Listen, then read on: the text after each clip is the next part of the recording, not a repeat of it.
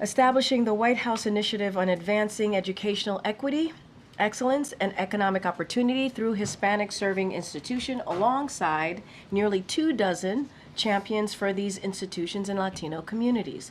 The president also announced that today we are investing nearly $19 million to build research infrastructure for 5 HSIs.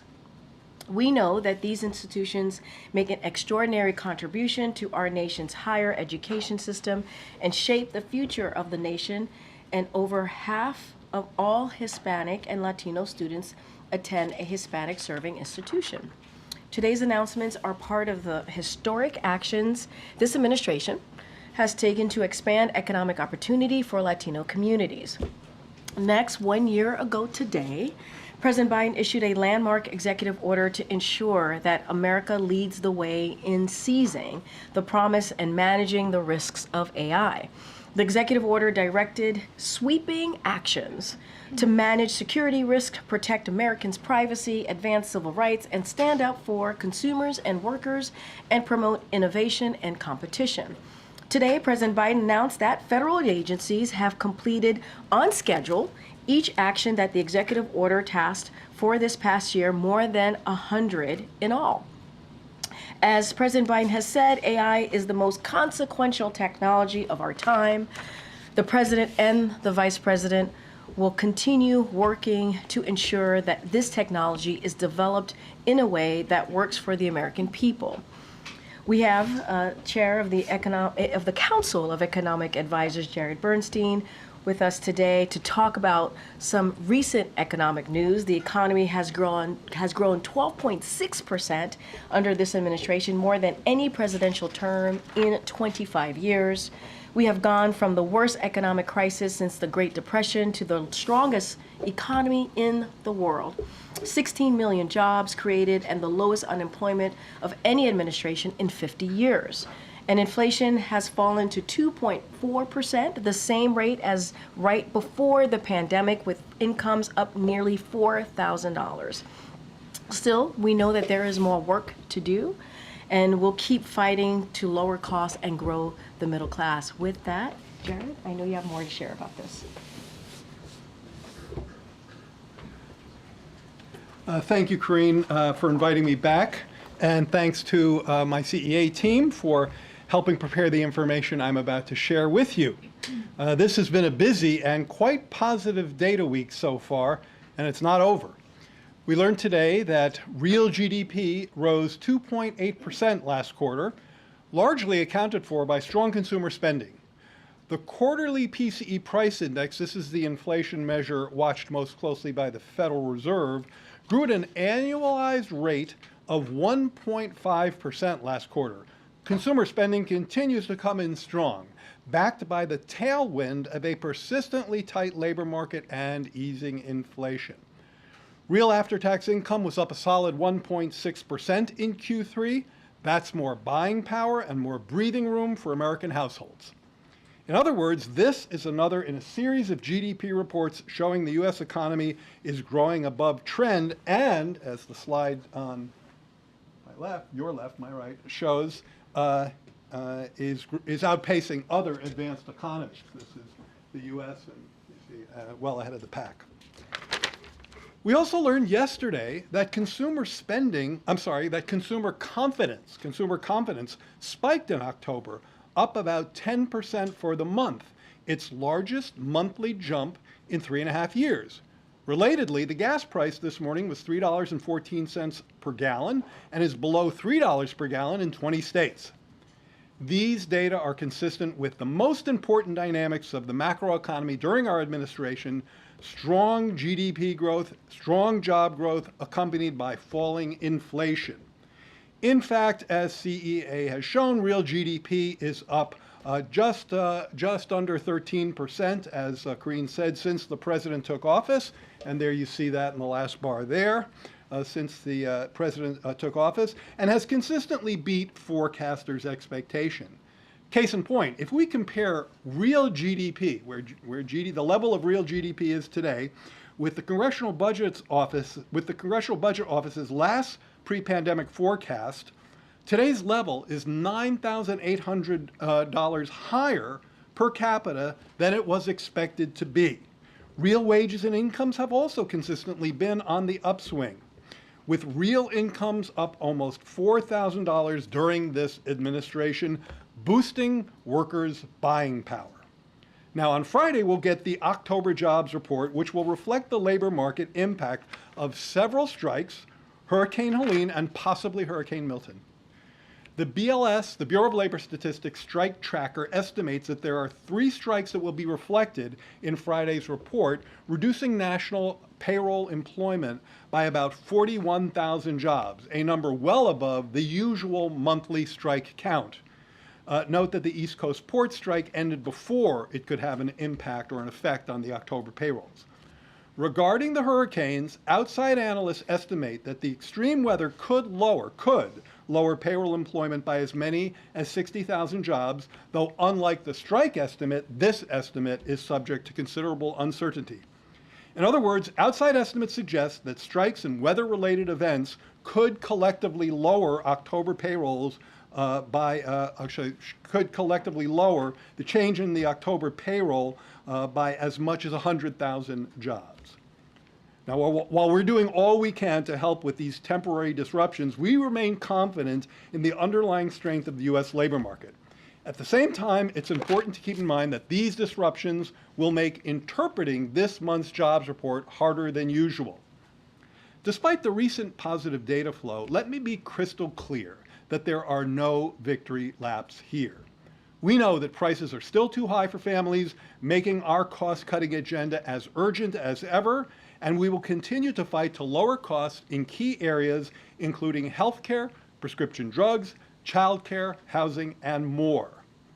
But what these data do show is a strong economic foundation that we must continue building upon. We must especially maintain this progress against efforts by congressional Republicans to drive inflation up with a large national sales tax in the form of tariffs, and we will fight their efforts to repeal the very cost-cutting measures I just referenced. With that, I'll take your questions. Thank you. There are signs that U.S. consumer durability is due to the spending by affluent households. I was wondering if you just address how does this square with the administration's bigger message about focusing on the middle class and the poor? Is this not just what we're seeing, the wealthy doing better and the middle class staying at the same or even doing worse? Well, first of all, one thing we know, we've documented this a great deal, but there have been some newspaper articles that also have this in the past week, is that when labor markets are persistently tight, and as you heard Karine say, the unemployment rate has been at a 50-year low in terms of its average over our watch, that tends to disproportionately help the most vulnerable families. So one thing we can tell you with great certainty is that wages and incomes have grown most quickly for those in the bottom half of the income or wage scale. Now, you mentioned consumer balances. So one thing that often gets looked at this point in time is these balances and their trends without reference to income. You have to really look at debt service obligations. How much people are, what is the burden on their income when they have to service their debt? So let me share a few numbers with you. Consumer debt service ratios, okay? So this is consumer debt, servicing your consumer debt as a share of your disposable income. This is a Federal Reserve number, and the most recent data is for the second quarter of this year. In 24 Q2, the consumer debt service ratio was 5.6%. 5.6% of disposable personal income for consumers to service their debt. In the quarter before the pandemic, it was 5.8%. So it's actually a tick down. The average over the full spate of the data is just under 6%. So again, that's a measure where we're doing pretty well relative to historical trends. I think the key here is that when thinking about debt, we have to think about debt service as a share of income. We have to look at the debt. It's something we track carefully. You're right to raise it. But we also have to look at the income trends, which have actually been particularly favorable for lower income families.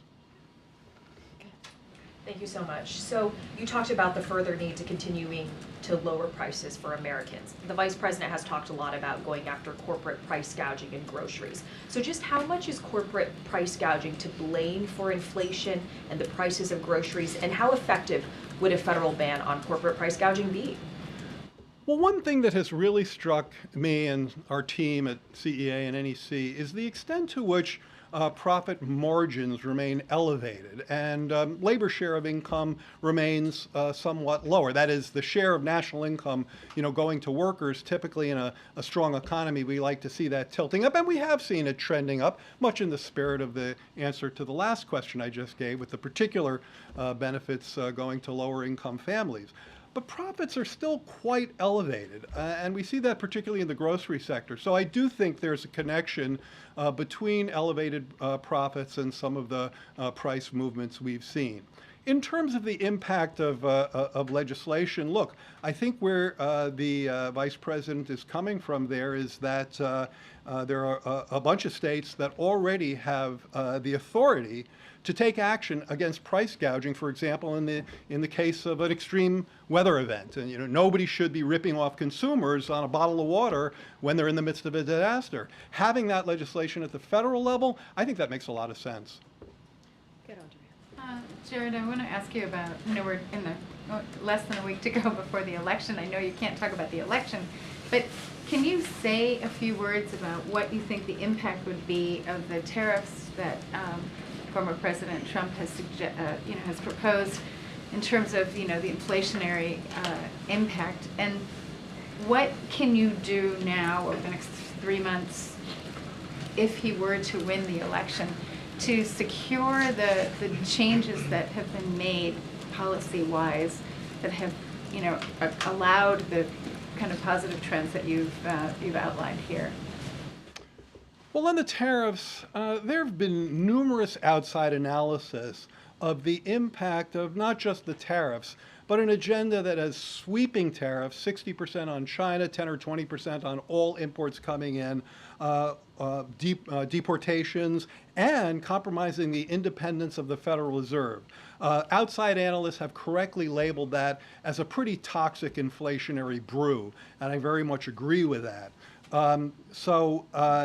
The first point is that I think that the consensus among the at least economics community is that that is an agenda that pushes exactly the wrong way if we're trying to help households deal with price pressures, with cost pressures. But then if you then consider repealing the IRA, now you're talking about taking a direct hit on measures that are actively in place, legislative measures that are at work in the economy, lowering the cost of prescription drugs, lowering the cost of healthcare coverage, lowering the cost of insulin. Those are action items that are in the economy, helping families as we speak. To repeal those is to raise those prices. In terms of your second question was, how? So look, I'm not going to get into kind of the politics of what one victory would be relative to the other. As you say, I can't talk electoral politics. I do think it's important and interesting to note that the investments that this president and vice president have overseen have gone to all parts of the country and have disproportionately gone to places that have been historically left behind, places that have suffered from hollowing out by the loss of factories, by the loss of manufacturing jobs. And these places are just as likely, in fact, I believe more likely to be red than blue. And there are many representatives I've seen with all different stripes who are pretty unhappy about the idea of repealing those measures because they see them actively at work building a factory in their district. So I think it would be economic malpractice to reverse such positive developments, and I think there are members on both sides of the aisle who would agree with that. Just a quick follow-up. Would you stay on if Harris won and asked you to stay on? Yeah, I'm not going to speculate about that. Good, Kayla. Thank you, Karine. Jared, I have two questions, if I may. The first is on the overall economic agenda.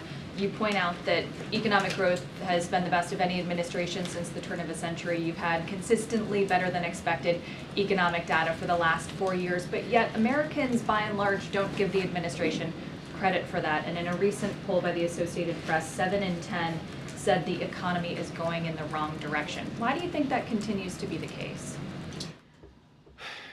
Well, I said in my comments, and I've said every time I've talked, either it's from here at the podium with Karine or out there in front of the cameras, probably in interviews with you as well, Kayla, that prices are still too high for too many people, for too many products, too many households. And that's why our cost-cutting agenda is as urgent today as it was yesterday or before we got any of these reports. There's no economic report that is going to make any of us say, oh, well, we don't have to worry about that anymore in terms of cutting the cost of drugs or health care or health coverage or housing or child care. I mean, those are serious structural issues where we have an affordability shortfall in housing and child care, and the president and vice president have robust plans to go after them. We need Congress to work with us on that. And in my view, that is nothing like a red or a blue issue. You cannot find a state in this country that doesn't need more affordable housing and more affordable child care. And I think you'd be pretty hard-pressed to find plans that are more robust than the ones we've articulated to add to the supply of affordable housing and add to the supply of affordable child care. So we just need to roll up our sleeves and work together on those issues on behalf of the American people. At the same time, I did mention that consumer confidence spiked in October. I don't want to over-torque on 1 month, but we do see an upward trend.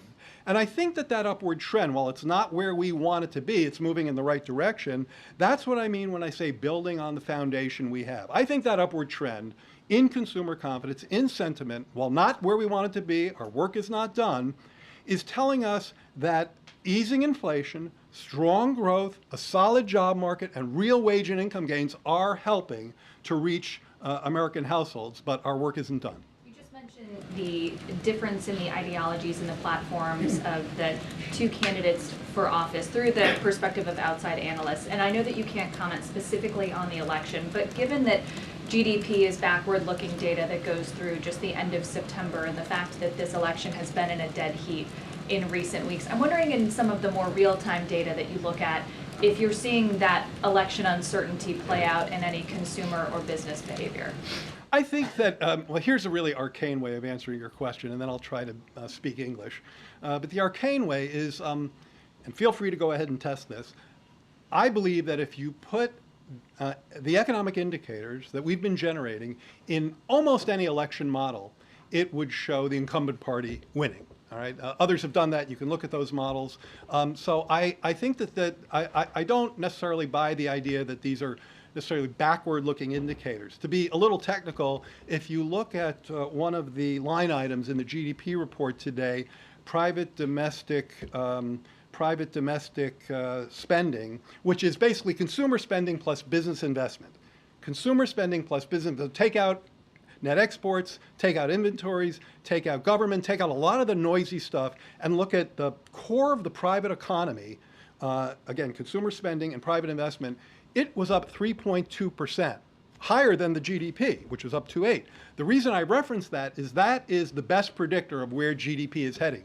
PDFP is what we call it. We've written about it on our website today. Please read the CEA blog and follow our tweets. And that's a forward-looking measure. So I feel pretty confident in those assertions. All right, Ed in the back. Thanks, Jared. And Karine. So average hourly wages, Jared, are down 1.4% from the month President Biden and Vice President Harris got into office in December of 2021. Overall prices are up 20% in that same time. Americans have racked up a record amount of credit card debt, 1.14 trillion. So why does this economic growth come with such hardship? So we've had this conversation before, but let's have it again. I think you make an analytic mistake, with respect, when you start measuring wage trends from, what I guess, January 21. Is that what you're doing? Yeah, January of 2021, yeah. January 21. I don't have the graphic here, but we have it all over the place, and I'll make sure you and others get it. Wages were spiking in that month. Now, how the heck could wages be spiking? I mean, going way up. It looks like a mountain peak. How could wages be spiking in such a lousy economic month of January 21? The reason is that is the heart of pandemic employment displacement. Who gets displaced? Low-wage workers. So if you compare to that mountain peak, you're always going to get a decline, and so it's a distorted measure. What you want to do is compare to a period, say, before the pandemic to where we are now, and if you do that, you see wages are up, you see incomes are up, just like I stated in my comments today, and we have many of these indicators that we're happy to share with you. I think, again, on the consumer credit point, it's important to look not just at consumer credit, but at debt service relative to income. We do see incomes, as I've mentioned, incomes have been rising, real incomes have been rising at a good clip, and therefore people have been able to service their debt at levels that are historically pretty low. So look, it's something we have to watch. I do think one else thing that's happening, and that this may resonate with you a bit more, because it's again related to pandemic economics, which is its own weird beast. One of the things that we saw in the pandemic was that savings rates went also through the roof. People had what economists call excess savings, partly because they were spending less on services, right? They couldn't go out, and partly because of fiscal support. Well, those excess savings led to low-income people having more savings than they'd ever had before. Their FICO, their credit rates, their credit scores were going up because their savings were so uniquely high. And so there's probably also a dynamic where people are needing to adapt to a world without those excess savings. And that also probably takes a little bit of time. But it seems you talk about the servicing credit debt. That's almost treading water for a lot of families, just servicing and pushing that debt along. As long as your income is rising relative to your debt, you can service that debt. And so that's why the numbers I cited. It's not getting ahead. Well, I think if you want to look at getting ahead, so there's a couple of parts to this.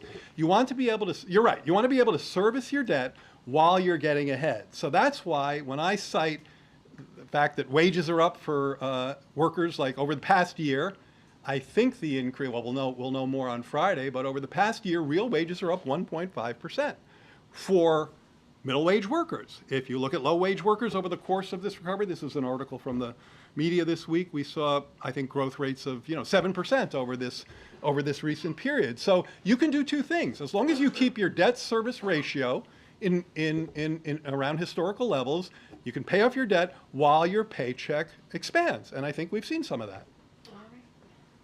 Thanks for doing this, Jared. At the top of your remarks, you mentioned the job numbers come out Friday. You talked about some of the strikes. Boeing, more specifically, they're still on strike. How concerned are you with what's going on with Boeing? And is there an urgent need from your perspective that workers need to get back? And can you just elaborate a little bit more on maybe how some of the strike impact and even hurricanes could be reflected in the job numbers? Okay, well, starting from the last part of your question,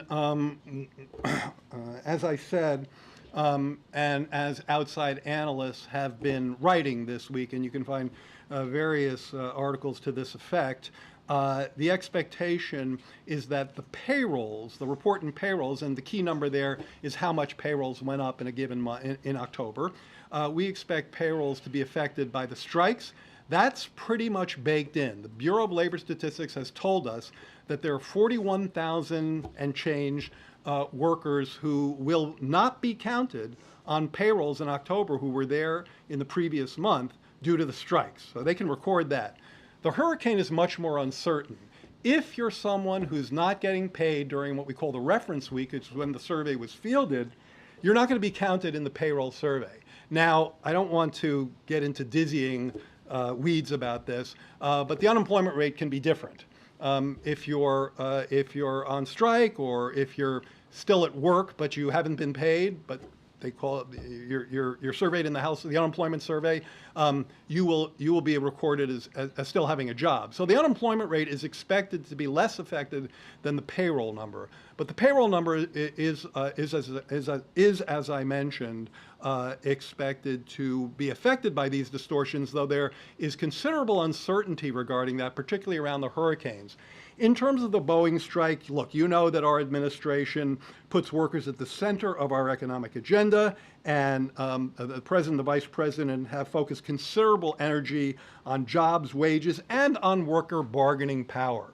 So I've worked with Joe Biden for many decades, and that has always been at the core of his model. Workers need clout in order to get a fair share of the growth that they're helping to contribute to. In fact, my favorite definition of Bidenomics is that if you're helping to bake the pie, you ought to get a fair slice. And one of the ways that happens is through bargaining clout, bargaining power, and that's why we've generally been so supportive of unions. Any specifics about a particular strike, it would be inappropriate for me to weigh in. Jared, you mentioned the recent wage growth, but as many Americans are going to be heading to the polls and voting based on what they've experienced and what they are feeling, when do you think people will feel wage growth and their wages starting to outpace inflation? Yeah, it's a really important question. It's not an easy one to answer. It has a lot to do with we at CEA have made up something that turns out to be a real thing. We call it your personal price vector. This is this idea that everybody walks around with a list of prices in their head. What's on that list? Gasoline, groceries, sure. But if, like my wife, you're somebody who likes to garden, fertilizer is on that list. And you remember what things cost. You remember that you used to pay $3 for this and now you're paying $4 for this. Now, one of the points that I'm making is that as your pay goes up, that $4 becomes something you can afford again. So here's a calculation that we do that no normal person would do, which is that it says, if you look at how much work, how many hours of work does it take to buy a bag of groceries right now, it's about the same or even a little lower than it was before the pandemic, right? Because yes, grocery prices have gone up, but especially recently, wages have gone up more than grocery prices. So for whatever hours of work it took you to buy a bag of groceries before the pandemic, it's about the same, even a little less right now. So why don't people feel better? Because they still remember what things used to cost. They still have that, their PPVs, or personal price vectors, have yet to update completely. But they are in that process. And so one test of this theory is, okay, time has to pass, inflation has to stay low so that prices don't get shocked again. Time passes, check, because that's like a physical reality. Inflation is low, 1.5% on a quarterly basis for the PCE last quarter. Real pay has to go up, and we have to do all we can to help on the cost-cutting agenda. Now, if all of that would help, and answer your question, if all of that is truly helpful, we should see confidence and sentiment indices begin to tick up starting around now. And that's exactly what we've seen. We're not back to pre-pandemic levels. Our work isn't done. But the trend is our friend. We're moving in the right direction, and we have a strong foundation to build upon and a strong policy agenda with which to build upon that foundation. Thank you. Thank you so much, Chair. I appreciate it, Jared. Thank you. Thank you for coming. Okay. Let's see if I have anything else. Okay. Go ahead, Armor. Can you just address the president's comments yesterday referring to Trump supporter as garbage? And I know he's tried to clarify that he was trying to talk about what the person said. But one, I guess I want to know, does he think less of Americans who support Trump than he does of those who do not? Yeah. And two, why is he using that kind of rhetoric? How is that presidential? So a couple of things. So just to clarify, he was not calling Trump supporters garbage, which is why he this is why he wanted to make sure that we put out a statement that clarified what he meant and what he was trying to say. And so just want to make that very clear for folks who are watching. And I just want to read that out to folks. So he was regarding to the comedian, and I quote, "I referred to the hateful rhetoric about Puerto Rico spewed by Trump's supporter at his Madison Square Garden rally as garbage, which is the only word I can think of to describe it. His demonization of Latinos is unconscionable. That's all I meant to say. The comments at the rally don't reflect who we are as a nation. And to your question, your other question that you asked, no, he does not view Trump supporters or anybody who supports Trump as garbage. That is not what he views. The president has said this for more than 3 years now. He has said multiple times that he is a president for all. It doesn't matter if you live in a red state. It doesn't matter if you live in a blue state. He has said this himself. I have said it on his behalf. He believes that he's a president for all. And it doesn't matter who you voted for. It doesn't matter if you voted for him or not. He's a president for all. But hateful rhetoric that he hears, and this is something that we've done many times from here, we will call that out.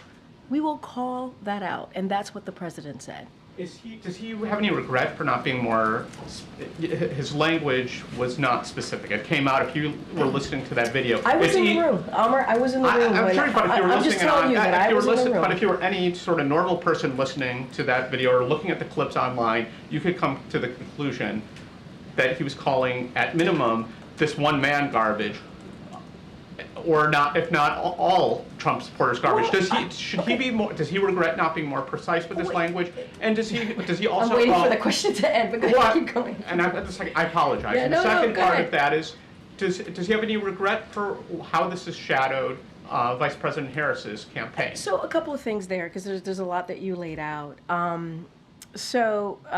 Look, the president wanted to clarify because he understood that what he may have said he understood that what he was saying was being taken out of context.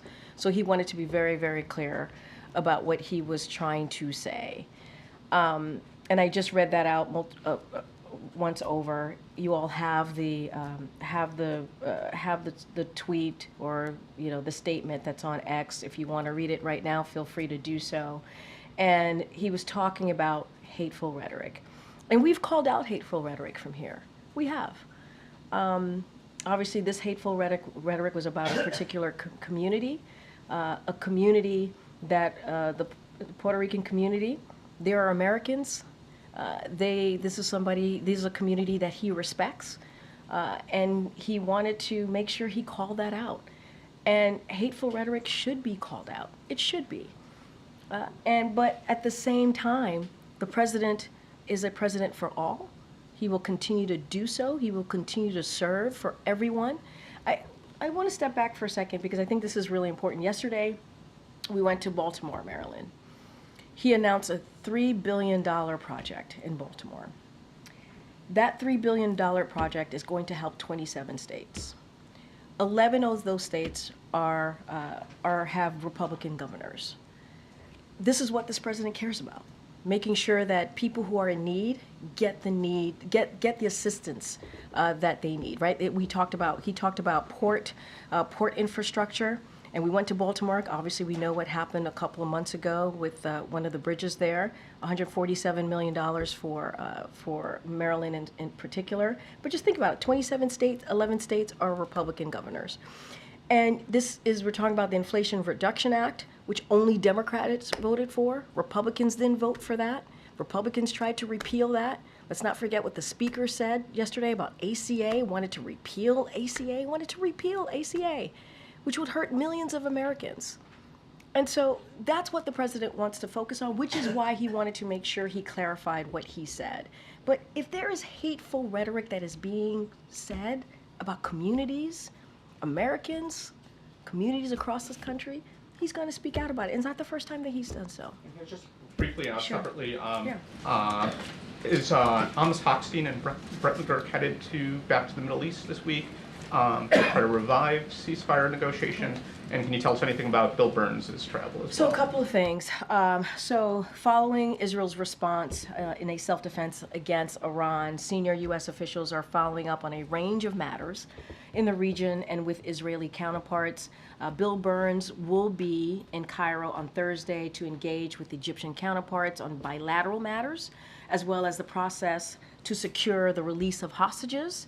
CENTCOM Commander General Eric Kurilla is traveling to the region to discuss regional defense and will visit Israel to engage with counterparts and U.S. personnel. And then you asked me about Brett and Amos. So you have two White House officials. They're going to visit Israel on Thursday to engage on a range of issues, including Gaza, Lebanon, hostages, Iran, and border regional matters as well. In all of these engagement, you will see that the U.S. will reaffirm its ironclad commitment to Israel's security, its warning against any further direct military attacks by Iran against Israel, and its support for de-escalation backed by deterrence in the region more broadly. And that's the engagement that you will see from this administration over the next couple of days. Go ahead, Celine.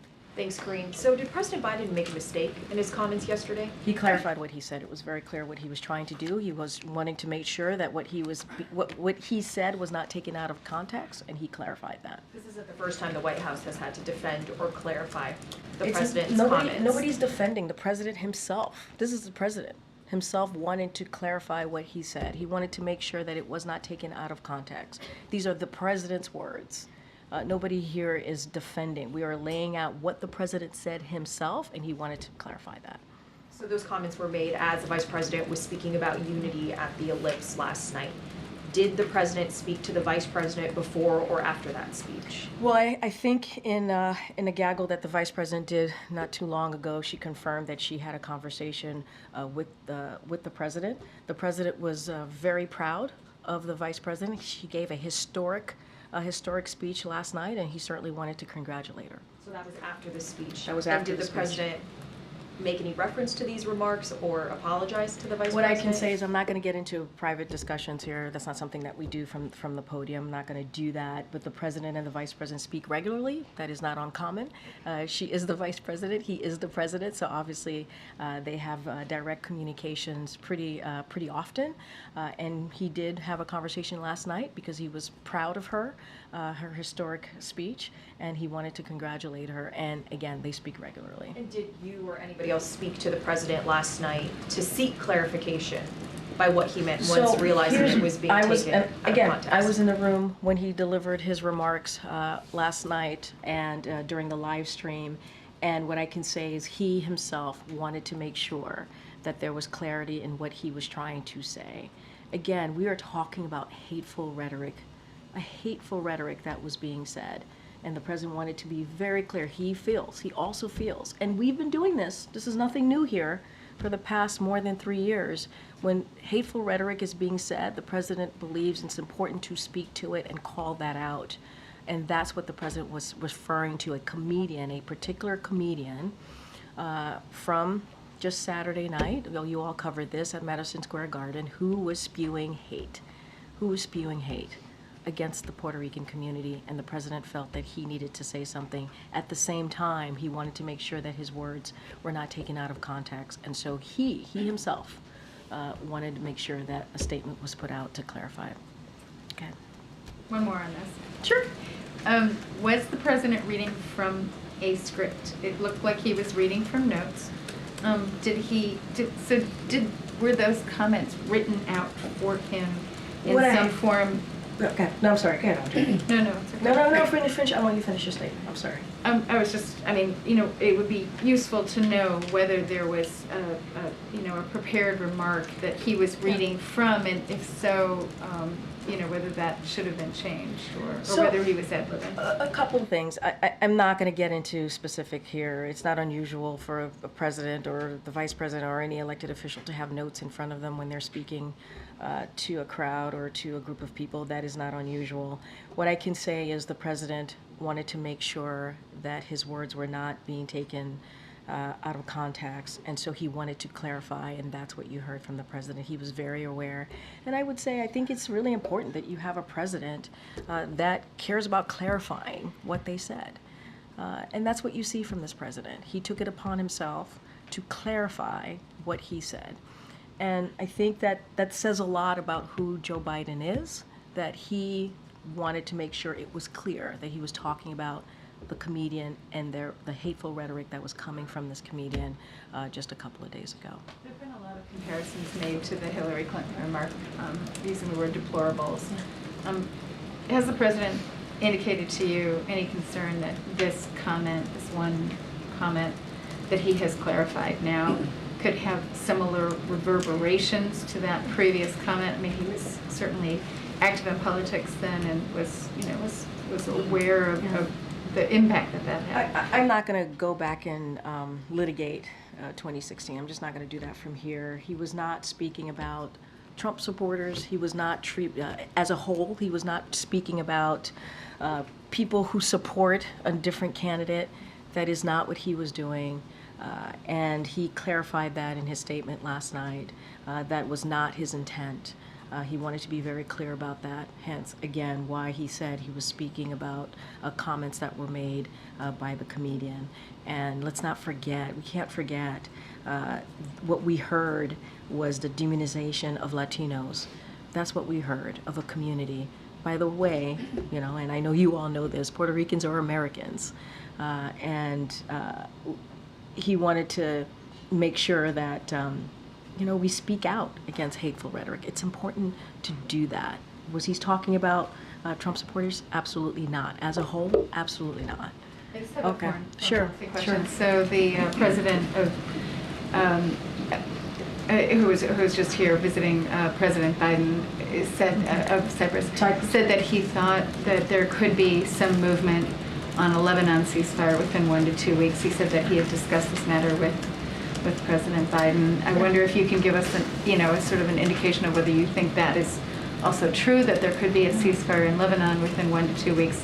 And if you could just comment on Israel's ban of UNRWA and whether you think that's helpful for the process. So look, we're going to remain committed to reaching a diplomatic resolution here to end the conflict along the blue line, which will allow Israelis and also Lebanese civilians on both sides to return to their homes. And this is something that we've been pretty consistent about, and we're going to continue to have certainly that commitment to have diplomatic resolution to end what we're seeing along the blue line. Look, and we're also been very consistent as to not having negotiating certainly in public. That is not something that we're going to do from here. We're going to certainly be optimistic, and we are committed to that. Just not going to go into any kind of where we are with those conversations, what's happening. We're not going to certainly negotiate out from here. As it relates to, I'm assuming you're speaking about the Knesset vote on UNRWA. So look, certainly we are deeply troubled by that, by this legislation that could shut down UNRWA operations in the West Bank, Gaza, and also East Jerusalem. So we urge the government of Israel, we're having this conversation with the government of Israel to pause implementing this legislation. We urge the government of Israel certainly to ensure UNRWA can effectively carry out its mission and facilitate humanitarian assistance. But we also support steps to strengthen UNRWA as well, in part so that UNRWA's impartiality and neutrality, including to respond to allegations, as you have all covered, to ties to terrorism. But we are certainly deeply troubled by that, and we're continuing to have conversations with the Israeli government. Go ahead. Thank you, Karine. First on the comments last night. Was the president aware in the moment, as soon as he had made those comments, that they could potentially be misconstrued and be problematic, or was it only after conversations with aides? I'm not going to get into a process. I think what's important is the president put out a statement and wanted to make sure that he clarified himself, clarified what he meant here. And this is something that he wanted to do, and that's what you saw from this president last night. And I think that's important to note. I would also say, and I said this already, and I'll say it again, from day one, this president has always said that he will be president for all Americans. It doesn't matter if you voted for him or not, and that continues to be the case. He was making a particular point, a specific point about a comedian and the hateful rhetoric that was heard by all of us. On Sunday, but I'm not going to get into the back and forth. I think what's important to note is that the president himself wanted to clarify this. There have been a few times when the president has spoken off the cuff and appeared to be off message or had comments that have needed to be walked back or cleaned up. And I'm wondering going into this final very high stakes stretch of the election, if there's going to be any changes to preparation or format for any of the final events that he's going to be participating in. The president looks forward to being out there talking to the American people. You heard me talk about yesterday and how important that was, $3 billion in port infrastructure funding that's going to make a difference in 27 states. 11 of them are red states. This is what the president cares about, to deliver for all Americans. And so that was an event, that was a great event. We talked about the $147 million that's going to, he talked about this, that's going to go to the port. And not just like dealing with infrastructure, but also creating good paying jobs, thousands of good paying jobs. And so the president's going to continue to do that. I don't have any changes to speak to from here. And, you know, you saw the president in Pittsburgh just this past weekend as well. And this is more of a campaign. That was a campaign stop, so I'm going to be really mindful, but he saw him talking to laborers and union members, and they were thrilled to see him and very thankful for the work that he's done on behalf of union workers over the past 3+ years. And so that's what you're going to continue to see from the president. It doesn't matter if it's because of the election is a couple of days away. This is what he's going to go do in the next 3 months. And I think the president enjoys being out there, and nothing is going to stop him from doing that. On foreign policy, just finally, CNN is reporting, according to a high-ranking Iranian source, that Israel's recent attacks on Iran will be met with a definitive and painful response that will likely come before the election on Tuesday. What preparations does the U.S. have underway for Here's potential what I'll say. response? Iran should not respond to Israel's retaliation. They should not. If it chooses to do so, if they do, we will support Israel in defending itself. But they should not. They should not respond to Israel's retaliation. Good, Karen. Thanks. The White House had advised that the president will be heading to Pennsylvania twice at the end of this week, Philadelphia on Friday, Scranton on Saturday. Obviously, very important battleground state. First, can you talk about what he's going to be doing there at both of those stops? And second, is there any thought to not having him out on the campaign trail in a battleground state, given the criticism he's facing for the comments from last night? So look, as you just stated, it's a campaign event. I'm not going to speak to the, on Saturday, yes. So I'm not going to speak to the details of the Scranton visit. I don't have anything else to add beyond what we shared with all of you in the week ahead. I don't have any changes. I don't have anything more to advise from here.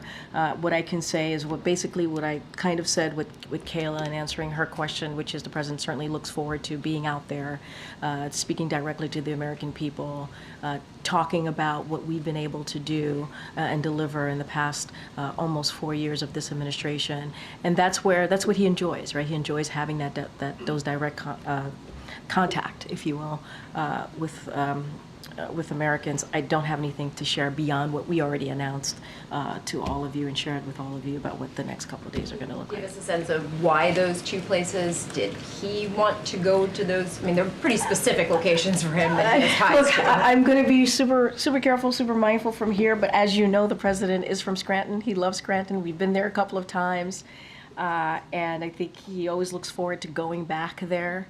It is a place that he loves, a place where he spent a lot of time in his youth growing up, and still have close friends and family there. But also, he also believes it's important to continue to be out there to talk to folks directly about what we have done. I'm going to be super careful and not speak to anything beyond that. Once we have more details and information, obviously, we'll share that with all of you. Good. Michael. Where will the president be on election night? So we'll have more to share. Don't have anything for you at this time. We'll have more to share when we get closer. Okay, and one more thing. Will he attend the inauguration in January regardless of who wins? I mean, this president believes in the peaceful transfer of power. And that's what you're going to see this president do. Committed to the peaceful transfer of power. It's not about him. It's not about him. Yes, he will. It's not about him. It's about the American people. That's what the American people need to see, regardless of who wins. The American people, he understands this, needs to see a peaceful transfer of power, and that's what you're going to see from the president. And that's part of that, right? Attending the inauguration, being there, being part of a what is regularly done, a historic kind of process, he certainly is going to partake in that. Okay, Monica. And just following up on 2 questions from my colleagues, for the sake of clarity, was the president reading from prepared remarks last night? Look, the president had certainly, it's not unusual for a president, vice president, or any elected official to have notes on what they want to say, prepared to say. I'm just not gonna get into specifics here. I think what's important to note here is the president wanted to clarify what he said. That is what is important. And for a president to do that, I think is important. And I think that shows the integrity of this president to want to make sure that, hey, I want to make really clear I was talking about the comedian and the hateful rhetoric that was coming out of his remarks on Sunday. I'm not going to get into specifics here and just leave it as that. I think what's important for the American people to note is that the president wanted to make sure that he clarified his statement and is going to continue to be a president for all. It doesn't matter if you voted for him or not. And then just second, the vice president is facing questions about his comments today. So does the president regret at all the distraction this is causing from her campaign in these final days? Here's what I'll say. Yes, the vice president spoke to this, and she said herself that the president clarified these statements. Look, what I will say, and she also said, obviously, and you all saw this, that she believes that it doesn't matter who you vote for, right? People should have their ability to make their decisions for themselves, which is something that this president also agrees on. And I'm not going to. You all are covering this election. You all can speak to if this is a distraction or not. What I can speak to is the president wanted to make sure that he clarified his statement, and he did so. And the vice president did say today she strongly disagrees with anybody who offers criticism of people based on who they vote for and why they vote for them. Mm-hmm. Does the president view that differently? Yes, he feels the same way. He feels the same way as what she stated. But that's something that the president has been saying for some time. He has. He has been saying that it doesn't matter if you voted for him or not. He's your president. He's a president for all Americans, whether you're in a red state or a blue state. This is something that the president certainly believes. And he has been saying himself. He has said this himself. And that's why he didn't want what he said to be taken out of context. That's why he wanted to make sure it was clarified, because that is indeed what he believes. So he agrees with the vice president. Ken Willing. You touched on this just a little bit about the president agreeing with the vice president, but will the president be a little bit more careful in his upcoming events? I know you can't speak to the campaign events, but in his remarks, what is he going to do differently in terms of what he says to the American people for fear of isolating someone with his comments? Look, here's the thing. You have a president who wanted to make sure what he said was not taken out of context and took that extra step to clarify. I think that tells you where the president is. He took the extra step to clarify. And you don't see that from many elected officials. You certainly didn't see that from the former president. And this president wanted to make sure it was not taken out of context. And so he wanted to clarify. I think that tells you everything that you need to know. Just two quick ones, if I may. On North Carolina, I wanted to see if there's an update about resources there. Both candidates in North Carolina, I wanted to see what the hurricane response, ongoing response is.